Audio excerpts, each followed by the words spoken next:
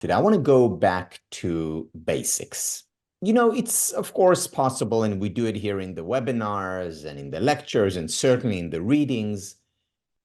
Things can become quite sophisticated and complex. We read Aristotle, which is very challenging, and or Helen Keller or Lao Tzu. And these are deep texts and important texts in the context of happiness studies. At the same time, there are also some very basic, fundamental, simple tools, techniques, tips, and ideas that are no less important for happiness. And specifically, what I want to talk about today, something that I talk about a lot, is movement or physical exercise. After seeing all the research on physical exercise and its importance, I came to the conclusion initially that exercising is like taking an antidepressant. Why? Because there is research showing that exercising has the same effect on our psychological well-being as our most powerful psychiatric medication.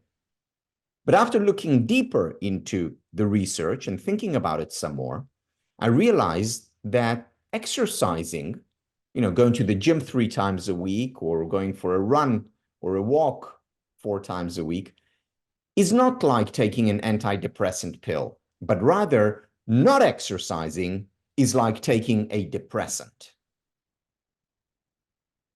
Why?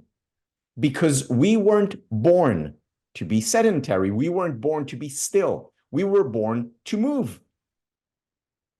We were born to, run after an animal so that we have something to eat, or run away from an animal so that we're not eaten. We were born to hunt, to gather food, to carry water. We were born to be active. And suddenly modernity comes and takes away this hard work, takes away this privilege of ongoing movement. And this is only, over the past few thousand years. But our bodies, our minds were made for movement. And when we deprive our bodies and our minds of that movement, if this is our base level of happiness, we're hurting it. Which is why not exercising is like taking a depressant. And all we're doing when we go to the gym or climb upstairs is we're pushing our happiness levels back to its basic level. So that's the basic idea behind not exercising is like taking a depressant, which is why exercising is so important. We want to go back to our natural state. And what I also say is that if I was a therapist working with people one-on-one, the first question that I would ask them are you exercising? Because if you're not, you need to get out there or in there, but you need to move. And this is also what I'm saying to you today. Move it, move it. And what we need to do, since we're not living in the wild anymore, we need to simulate the wild. Introduce movements as if we were chasing animals or being chased by them, or gathering berries, or farming. We need to simulate such action. What does that mean? It can mean a few things. First, walking.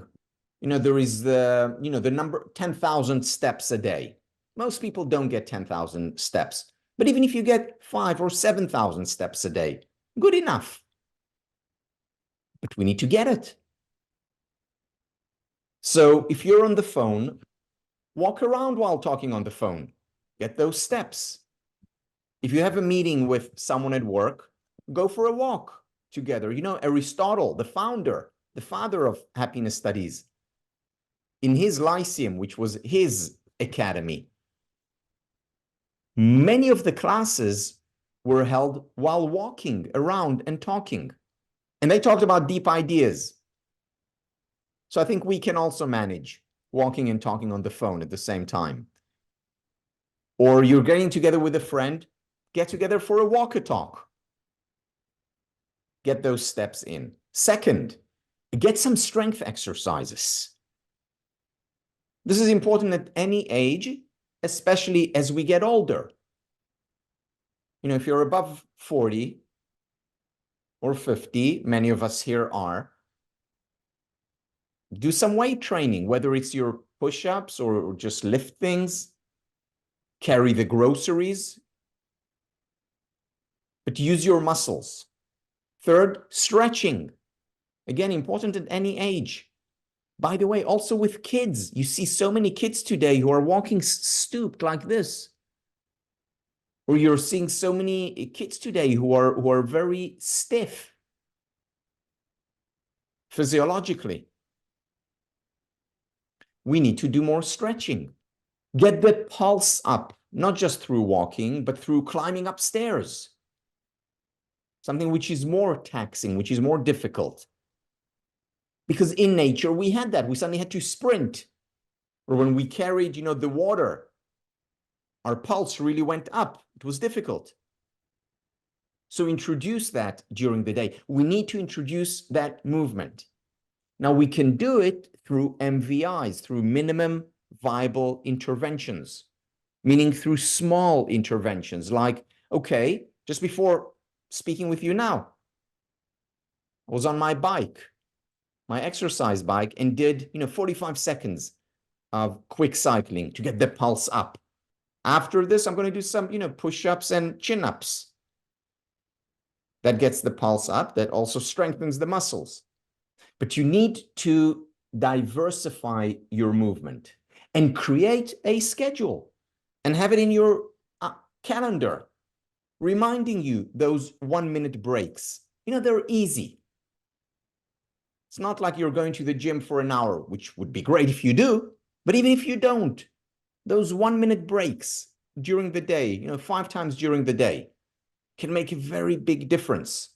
So introduce ongoing movement. Again, strength, walking, getting your pulse up, stretching. Introduce this movement during the day. Again, it's very basic.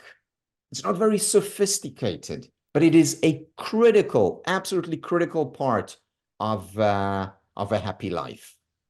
Move it, move it.